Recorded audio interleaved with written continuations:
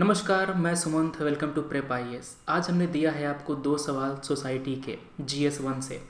पहला सवाल है चाइल्ड मैरिज पर और दूसरा सवाल है एल्डरली जो पॉपुलेशन है उस पर। दोनों जो टॉपिक है ना वो आपको GS2 में पूछे जा सकते हैं। GS2 में एक टॉपिक है वनरेबल सेक्शन नाम करके, वहाँ पर भी आपको चाइल्ड के इश्यूज़ पूछ सकते हैं। जो एल्डरली है उनका इश्यूज़ वो लोग पूछ सकते हैं। हम लोग करेंगे क्या, हम लोग अपने क्वेश्चन के जरिए एक्चुअली टॉपिक कवर करते हैं, पता है ना। जो टॉपिक है उसको कवर करते हैं, साथ साथ आपकी जो प्रैक्टिस आंसर राइटिंग की वो कराते जाते हैं, तो दोनों फ़ायदा होता है। ठीक है, चलिए। तो आज का हमारा पहला टॉपिक क्या है? Child marriage. Child marriage Bharat में क्यों होता है, क्या रीज़न है, ये पूछ रहा है। दूसरी बात, इसका समाज पर क्या प्रभाव पड़ता है। दूसरी बात, तीसरी बात क्या है, क्या किया जा सकता है, व्हाट कैन बी डन, क्या समाधान है इसका, इस चाइल्ड मैरिज को दूर करने का। कोई किताब में आपको इसका आंसर पूरी तरह से अच्छे से मिल जाए मुश्किल है, आपको पॉइंट कंपाइल करना पड़ेगा। कुछ पॉइंट यहाँ से, कुछ पॉइंट वहाँ से। ठीक है ना। चलिए कोशिश करते हैं जो सारा कंटेंट है वो आपको एक साथ देने का, और जो टॉपिक है ना होलिस्टिकली वो तैयार करने का। ठीक है।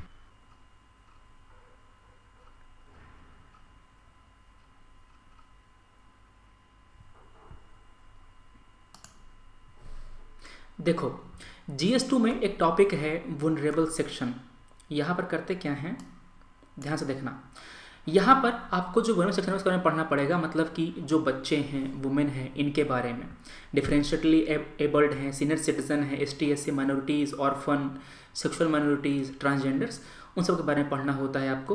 तो चाइल्ड के बारे में, चाइल्ड का डिफिनेशन क्या होता है, चाइल्ड को कौन कौन से अधिकार मिले हुए हैं, उनको क्या क्या संवैधानिक अधिकार, लीगल अधिकार, उनके लिए कौन से लॉ बनाए गए हैं, कौन सी पॉलिसी बनाई गई हैं। आपको इस तरह से जो टॉपिक है ना वो तैयार करना है। आप चाहे तो स्क्रीनशॉट ले सकते हैं चीज़ों को अपने, मगर आप लिख लिख के बनाना। ऑनलाइन वाले में समस्या क्या होती है ना कि आप भूल जाते हैं, क्योंकि आप लिख नहीं पाते उसको, आपके दिमाग में काफ़ी कम समय के लिए रहती हैं। ठीक है। चलो, तो हम देखते हैं चाइल्ड मैरिज के बारे में। ये होता क्या है जब किसी बच्चे की शादी होती है, मतलब 18 साल से कम उम्र के जो बच्चे होते हैं उनकी शादी होती है, उसको हम लोग चाइल्ड मैरिज कहते हैं। भारत में ये इलीगल है, ठीक है ना। मगर कई सारे जो पर्सनल लॉ हैं वो इसको अलाउ करते हैं। जैसे कि जो मुस्लिम पर्सनल लॉ है वो अलाउ करता है उन बच्चों की शादी जो 15 से 18 साल के बीच के हैं। भारत में बच्चे की शादी 18 साल से ऊपर की होनी चाहिए, बच्चे और जो लड़के हैं वो 20 साल से ऊपर के होने चाहिए। क्लियर है। तो चाइल्ड मैरिज का डिफाइन कर दिया आपने। इसके पीछे कारक क्या क्या है, क्या फैक्टर हैं। गार्जियन ये सोचते हैं कि ये लड़की के फेवर में है, ये उसके इंटरेस्ट में है, वो अच्छे घर में जाएगी, और वहाँ पर कभी कभी सिक्योरिटी का भी खतरा होता है, जैसे कि माहौल का खतरा होता है, लॉ एंड ऑर्डर की समस्या होती है हमारे यहाँ। ठीक है ना। They are prone to physical and sexual assault, उनको अच्छे से एजुकेशन नहीं मिल पाता। बात क्या होती है ना कि जब तक पेरेंट्स सोचते हैं जब तक लड़की हमारे यहाँ रहेगी तो हम पे तो लाइबिलिटी है, एक दिन अपने घर चले जाएगी, इसको अगर हम पढ़ा लिखा भी देते हैं तो क्या फ़र्क पड़ेगा, मुझे तो मिलना नहीं है कमा करके, कहाँ मिलेगा, ससुराल में पैसा दे, जो है फ़ायदा है वो मिलेगा उनको। तो उनको एजुकेशन नहीं मिल पाता, एजुकेशन मिलता भी है तो ख़राब क्वालिटी का मिलता है, तो उतना एम्पावरमेंट नहीं हो पाता महिलाओं का। जो महिलाएं हैं वो अपने लिए आवाज़ नहीं उठा पाती, उनको लगता है कि माता पिता जो कर रहे हैं वो सही है। दूसरी बात ये है, इकोनॉमिक रोल तो है ही। अच्छा, जो कारण है ना यहाँ पर लिखा हुआ क्या क्या रीजन है, तो इसको आप डिवाइड करेंगे अलग अलग सेक्शन में। सोशल, इकोनॉमिक, फिर लीगल। लीगल में ये लिखना ना कि जो लॉ है उनका इफेक्टिव इम्प्लीमेंटेशन नहीं हो रहा, जो लॉ बनाए गए हैं इसको प्रिवेंट करने के लिए उसका नहीं हो रहा। जो आपका पॉलिटिकल है वो लिखना कि पॉलिटिक्स में ये प्रायोरिटी नहीं है, अभी सोशल अवेयरनेस उतना नहीं फैला है। तो अगर आप रीज़न को इस तरह से डिवाइड करके लिखेंगे ज़्यादा नंबर मिलेगा। फिर आप बताएंगे कि क्या इफेक्ट होता है चाइल्ड मैरिज का हमारे समाज पर। पहला बात पूछ रहा है हमारे समाज पर, तो हमारे समाज की जो महिलाएं हैं वो भी समाज का पार्ट हैं। तो आप लिखेंगे कि इफ़ेक्ट वुमेन पर क्या पड़ रहा है, और वुमेन के साथ साथ जो फैमिली है उस पर क्या प्रभाव पड़ रहा है। महिला का जब चाइल्ड मैरिज हो जाता है तो उसको अच्छे से एजुकेशन नहीं मिल पाता, अपने बच्चे को पढ़ा नहीं पाती, और वो ज़्यादातर पॉवर्टी में रहती हैं, गरीबी में रहती हैं। अगर बच्चे की शादी हो जाती है तो कम उम्र में बच्चा भी हो जाता है, उनका बच्चा हो जाता है, इसी कारण से उनका जो बॉडी है वीक रहता है। फिर उनका जो बच्चा है उतना प्रोडक्टिव नहीं हो पाता, है ना, फिजिकल कमजोरी होती है फिर उनमें। तो इसी कारण से एक जो पॉवर्टी का साइकिल है ना वो चलता रहता है। फिर क्या बताएंगे आप, फैमिली पर क्या इशू पड़ता है। कहते हैं कि एक परिवार में अगर कोई महिला पढ़ लेती है तो पूरा परिवार पढ़ लेता है उसके आगे का। तो ये चीज़ें हमको देखने को नहीं मिलती, क्योंकि बच्चे को ही पढ़ने का मौका नहीं मिल पाया तो आगे का बच्चा क्या पढ़ेगा। अगर पढ़ा देते तो अच्छी बात है, मगर ज़्यादा देखा गया है कि पूरी फैमिली पॉवर्टी में रहती है। इस केस में क्या किया जा सकता है, क्या क्या हम लोग मेजर ले सकते हैं। पहली बात, जो लॉ हैं उनको इफेक्टिवली इम्प्लीमेंट किया जाना चाहिए। जो पॉलिसीज़ बनाई गई हैं उनको इफेक्टिवली इम्प्लीमेंट किया जाना चाहिए। अब सर कौन से लॉ, कौन से पॉलिसीज़, ये बात आती है। तो ध्यान से सुनना, यहाँ पर जो PCPNDT एक्ट है, राइट टू एजुकेशन एक्ट है, इन सबको यूज़ किया जा सकता है। फिर prohibition of child marriage act 2006, इसको सबसे बेहतर से यूज़ करना है। दूसरी बात, जो आपका नेशनल पॉलिसी है उसको ढंग से इम्प्लीमेंट करना है। National action plan for children, इसको ढंग से। तो ये सब जो पॉइंट है ना आपको याद होना चाहिए हर सेक्शन का। चाइल्ड के लिए कौन सा कानून है, कौन सी पॉलिसी है, वुमेन के लिए कौन सा कानून है, कौन सी पॉलिसी है। ज़्यादा नहीं है, क्योंकि हमारे यहाँ 5-6 सेक्शन के बारे में ही पढ़ना है। चाइल्ड के बारे में, महिला के बारे में, ट्रांसजेंडर के बारे में पढ़ लीजिएगा न्यूज़ में है तो, ट्रांसजेंडर्स। फिर क्या होता है, ST/SC माइनॉरिटीज़, इनके बारे में पढ़ लेना है आपको।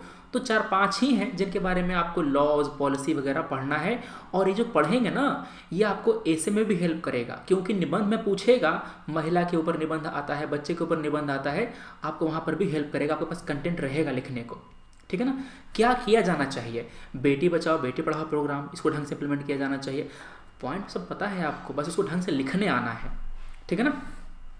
चलो ये सवाल हो गया आपका। थोड़ा सा आपका जो आंसर है ना वो देख लेते हैं।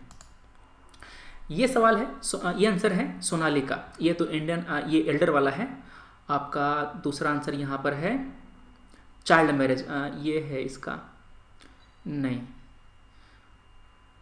Social issues. ठीक, तुमने सवाल नहीं लिखा है इसमें, ये एल्डरली वाला आंसर है।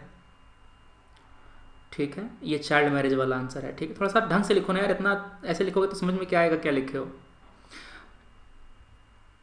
मैरिज ऑलमोस्ट, ठीक से लिखो, इसको पढ़ने का मन नहीं कर रहा। एग्जामिनर तुम्हारा आंसर पढ़े ये तुम पे डिपेंड करता है कि तुम कितने उसको अच्छे से लिखते हो। ठीक है, ये है ओल्ड एज वाला। कैसे आंसर लिखते हो यार तुम लोग। As per the NCRB data, India has logged 50% shortage in child marriage cases in 2020. According to Indian laws, women should be above 18 year and men 21 year or old. Reason of child marriage is poverty, lack of education, patriarchy, social position. एकदम casually लिखे हो यार answer तुम, कुछ point ही नहीं है इसमें। 4 point लिखे, इसमें क्या नंबर दूंगा मैं। फिर इम्पैक्ट ऑन सोसाइटी, देखता हूँ स्ट्रक्चर तुम्हारा बढ़िया है, स्ट्रक्चर तुम्हारा ठीक है। मतलब जो पूछना चाह रहा हूँ मैं तुम लिख रहे हो, मगर उसमें तुम कंटेंट नहीं डाल रहे हो। इसमें तो थोड़ा कंटेंट का थोड़ा सा अभाव है, उसको देखना। कंटेंट थोड़ा सा लिखो अच्छे से।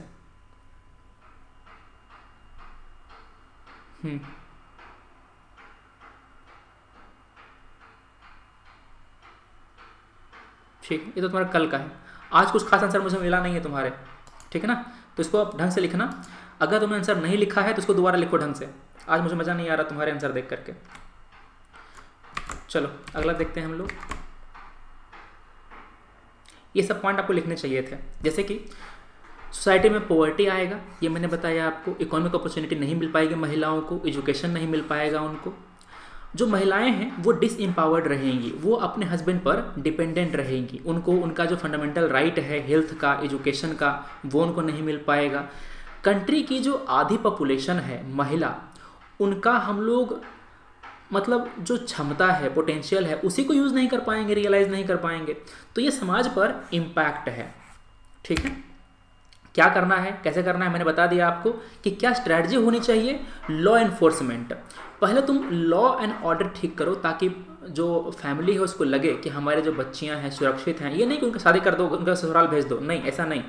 अगर लॉ अच्छे से रहेगा, क्राइम रेट हमारे यहाँ कम होगा, महिलाएं सेफ फील करेंगी, तो चाइल्ड मैरिज धीरे धीरे घटेगा। ठीक, फिर एक चाइल्ड मैरिज का जो हॉटलाइन है ना वो बनाओ, मतलब कि एक टेलीफोन लाइन बनाओ जहाँ पर कॉल कर सकते हैं अगर उनको हेल्प चाहिए होती है। तो जो गर्ल है उनको एम्पावर करो, उनको लाइफ स्किल दो, प्रोटेक्शन स्किल दो। जैसे कि नीतीश कुमार ने क्या किया था अभी कुछ साल पहले, बच्चियों को साइकिल देना शुरू किया था। तो जो बच्चियां पहले स्कूल नहीं आ पाती थी उनको साइकिल मिला और वो लोग स्कूल गई। नीतीश कुमार भले बहुत अच्छा काम ना किया हो बिहार में बहुत ज़्यादा साल इतने सालों में, मगर कुछ काम उसने अच्छे किए हैं, इसमें ये अच्छा है। फिर उसने क्या किया, उसने गाँव को रोड से जोड़ दिया, तो महिलाओं जो महिलाएं हैं, बच्चियां हैं, उनको स्कूल तक आने का पूरा रास्ता मिल गया। दूसरी बात ये है कि एक जो स्कॉलरशिप होती है ना, वो देने लग गए बच्चियों को, उससे भी उनको फ़ायदा मिला। ठीक है। दूसरी बात यह है कि जो कम्युनिटी मोबिलाइजेशन है वो करने की ज़रूरत है। समाज में जा कर के लोगों को समझाइए कि क्या फ़ायदा है डिलेड मैरिज का, क्या फ़ायदा है उनको बच्चियों को एजुकेशन प्रोवाइड करने का। क्लियर है ना? तो ये सब बातें आपको लिखनी है आपके आंसर में। ठीक है। अगला आपका सवाल है हमारा एल्डर पर क्या इशू फेस कर रहे हैं हमारे बुजुर्ग, ये आपको बताना है। तो सवाल छोटा सा है, आपको केवल इशू लिखना है, और इशू लिखने के साथ साथ आपको जो वे फॉरवर्ड है ना वो दे दीजिए। वे फॉरवर्ड आपके आंसर में ये दे दीजिए ताकि आंसर कंप्लीट हो जाए। तो करें क्या, पहले बताएंगे कि आपके ओल्ड एज पीपल होते कौन हैं, किन्हें कहते हैं, एज क्राइटेरिया क्या होता है, और जनगणना के अनुसार, सेंसस के अनुसार क्या डाटा है उनके बारे में। ठीक है ना? एक रिपोर्ट आई थी 2016 में, एल्डरली इन इंडिया, उसके अनुसार जो नंबर ऑफ इंडियंस 60 साल के ऊपर हैं उनका संख्या बढ़ा है 35% से। 2021 से लेकर 2011 तक के 35% की संख्या बढ़ चुकी है। मतलब जो डिपेंडेंट पॉपुलेशन है ना हमारे भारत में धीरे धीरे बढ़ रहा है। डेमोग्राफिक डिडन हमारे यहाँ है, हमारे नौजवान लोग हैं, मगर ये जो नौजवान लोग हैं धीरे धीरे बूढ़े भी होंगे। तो हम लोग अगर इसको रियलाइज़ नहीं करेंगे डिविडेंड को, तो फिर हमारे ऊपर ये लायबिलिटी बन जाएगा, जो कि धीरे धीरे हमको देखने को मिलेगा। उनको फिर खिलाना पिलाना पहनाना, उनका स्वास्थ्य देखना पड़ेगा, समय पैसे खर्च होते हैं। तो जो आगे का जो आएगा ना हमारा जनरेशन, यंग जनरेशन, उस पर लोड पड़ेगा इन बुजुर्गों का। ठीक है। 71% जो बुजुर्ग हैं वो गाँव में रहते हैं, 29% बुजुर्ग हमारे शहरों में रहते हैं। क्यों सर, गाँव में इतने लोग क्यों रहते हैं बुजुर्ग? क्योंकि काफ़ी सारे लोग काम करने चले जाते हैं शहर में। ठीक है ना? तो अपने जो बुजुर्ग हैं उनको लोग गांव में ही छोड़ के चले जाते हैं, इनकी संख्या उनके जो गांव है वहाँ पर ज़्यादा है। अब जो हमारा समाज वहाँ पर क्या क्या इशू फेस किया जा रहा है वो देखो। पहला है इकोनॉमिक इशू। चूँकि वो रिटायर हो चुके हैं, उनके पास क्षमता नहीं है काम करने का, तो वो अपने फैमिली पर निर्भर हैं खाने पीने के लिए, पैसे वैसे के लिए। तो ये उन पर फिजिकल और मेंटल जो लायबिलिटी है वो डालता है। उनको लगता है कि वो अपनी फैमिली में कंट्रीब्यूट नहीं कर रहे, अपने समाज में, अपने घर में। तो इससे एक जो डिप्रेशन है वो पैदा होता है। और चूँकि वो बच्चे पर निर्भर हैं तो बच्चे उनको अच्छे से ट्रीट नहीं करते बुजुर्गों को, ये भी समस्या है एक। दूसरी बात ये है कि पावरलेस फील होता है, डिप्रेशन आता है, कॉम्पिटेंस का उनमें अभाव देखने को मिलता है, डोमेस्टिक अब्यूज़ भी होता है। कई बार जो बेटे हैं फिर पुतोह वगैरह होती है ना, तो वो लोग कभी कभी अच्छे से ट्रीट नहीं करते बुजुर्गों को। दूसरी बात हेल्थ का इशू होता है। चूँकि बुढ़ापे में इम्यूनिटी काफ़ी कम हो चुकी होती है तो उनको बीमारियाँ घेरने लग जाती हैं। उनको बीमारी होती है, बच्चे पैसा खर्चा नहीं करना चाहते, उनको फिर अच्छे से ट्रीट नहीं करते। ठीक है ना? उनको रखाते हैं ओल्ड एज होम में, वहाँ पर जैसे कि पुअर आईसाइट, एनीमिया, ये सब बीमारियाँ उनको ज़्यादा पकड़ती हैं। जो फिर बोन की समस्या है, पैर में दर्द होता है, कमर में दर्द होता है, ये सब समस्या, डायबिटीज़ वगैरह समस्या, हार्ट की डिजीज़ आ जाती हैं उनमें ज़्यादातर। फिर करेंगे क्या, फिर आप आंसर को कंक्लूड करेंगे एक वे फॉरवर्ड दे करके। ये ठीक है, मगर इससे बेहतर होता अगर आप एक वे फॉरवर्ड लिखते। उसमें क्या लिखते कि वे फॉरवर्ड में आप लिखते कि कैसे हम लोग समाज में जो एटीट्यूड है वो चेंज कर सकते हैं। एटीट्यूड कैसे हम चेंज कर सकते हैं अपने नौजवानों का, अपने फैमिली मेम्बर का। दूसरी बात, उनका जो सोशल सिक्योरिटी है ना वो सही कराओ। क्या कराओ? सोशल सिक्योरिटी सही कराओ। ये सब नहीं लिखा हुआ है इसमें, ठीक है ना? इसको इग्नोर करो तुम। पहला क्या है, एटीट्यूड चेंज करना है। दूसरा क्या है, जो एक पेंशन है, उनको एक रेगुलर पेंशन है ना वो मिलता रहे, ताकि उनको किसी पर निर्भर ना रहना पड़े सरकार की तरफ से, या फिर अगर वो जॉब कर रहे हैं तो उनका जो पेंशन आ रहा है मंथली, वो सब। तीसरी बात क्या है, सरकार को चाहिए कि वो अपना जो हेल्थ सिस्टम है ना उसको अच्छा करे, डायलिसिस का जो सुविधा है वो दे नज़दीक के अस्पतालों में। तो हेल्थ हो गया, एजुकेशन, फिर आपका ये सोशल सिक्योरिटी हो गया, एटीट्यूड हो गया। तो इस तरह का आप जब पॉइंट लिख देंगे ना आपको ज़्यादा नंबर मिलेगा। क्लियर है? ये पूछा नहीं है, मगर ये इसमें इंट्रिंसिक है कि आप इशू लिखने के बाद वे फॉरवर्ड दें। क्लियर है? अब देखते हैं आपका आंसर कैसा लिखा है आपने। इसका आंसर आप थोड़ा सा अच्छा था, मैंने देखा था इसमें कुछ। जैसे कि आपने लिखा है यहाँ पर, ageing is a continuous irreversible ठीक है, विच स्टेट, कहाँ से कुछ issues faced by the elder, social issues, financial issues. Indian society is undergoing rapid transformation under the traditional value, ठीक है, generation gap, ठीक है, financial issues, health care issues, multiple disability among the elder in old age, health issues like blindness, locomotor disability and deafness.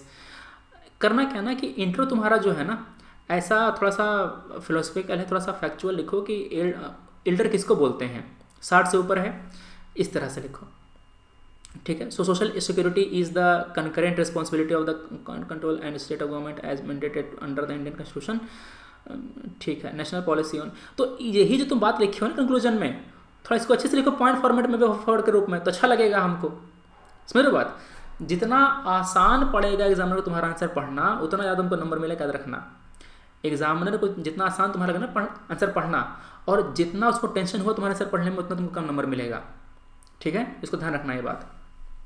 यहाँ पर same बात, age of which production decline and tends to be economically dependent can probability be, ठीक है। Changing Indian scenario, इसका जरूरत नहीं था तुमको, इसका तुमको जरूरत नहीं था, पूछा नहीं है इसमें, ठीक है। दूसरी बात, चैलेंजेस आपको लिखना है केवल, तो यहाँ पर लिखा है social challenge, financial challenge, health संबंधित चैलेंज, कंक्लूजन लिखो वे फॉरवर्ड। इसमें हर जगह नहीं लिखना होता, मगर जहाँ होती है वहाँ पर लिखना होता है। अगला आपका है ये, ठीक है, according to World Health Organization India, अच्छा ये जो बॉडीज़ है ना, WHO, RBI, यूनिसेफ, इनका आपको फुल फॉर्म लिखने की जरूरत नहीं है, क्योंकि ये अंडरस्टूड है कि आपने WHO लिखा है तो समझ जाएगा एग्जामिनर कि हाँ WHO इसका मतलब है, ठीक है ना। बहुत अगर ज़्यादा फेमस संस्था नहीं है तो इसका नाम फुल लिखिए आप, मगर RBI, WHO, UN, इन सब का आप UN वगैरह लिखो, पूरा लिखने का कोई फ़ायदा नहीं है, इसमें टाइम लगेगा, पेज लगेगा। India's elderly population will rise from its concurrent 60 million to over 27 million by 2050, ठीक है, डाटा लिया है आपने।